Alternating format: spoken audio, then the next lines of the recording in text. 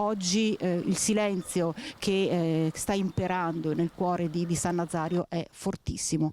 Sì, è fortissimo perché ovviamente Gino era una figura di riferimento del luogo e quindi ovviamente quando accadono situazioni come queste ovviamente è una sconfitta per tutti. Ogni singolo residente di San Nazario di Valbrenta è stato toccato dalla tragedia avvenuta martedì mattina quando Gino Secco, il gestore 79enne della trattoria nel cuore del paese, si è tolto la vita sparandosi un colpo di fucile al volto mezz'ora prima che arrivasse l'ufficiale giudiziario per sfrattare lui e la sua famiglia dal locale e dall'abitazione che occupavano. Una vicenda sconvolgente, dice il sindaco Ferrazzoli.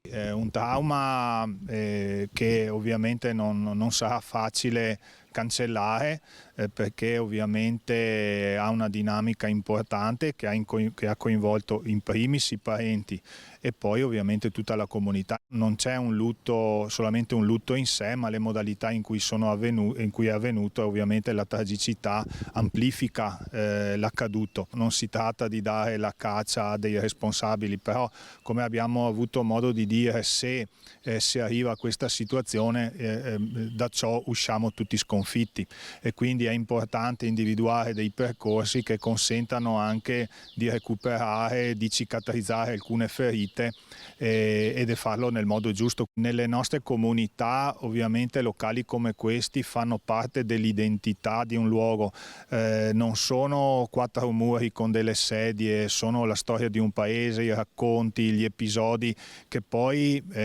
riassumono, sintetizzano la memoria collettiva di una comunità. Il funerale di Gino Secco con ogni probabilità si svolgerà mercoledì prossimo, 8 aprile, nella chiesa parrocchiale di San Nazario.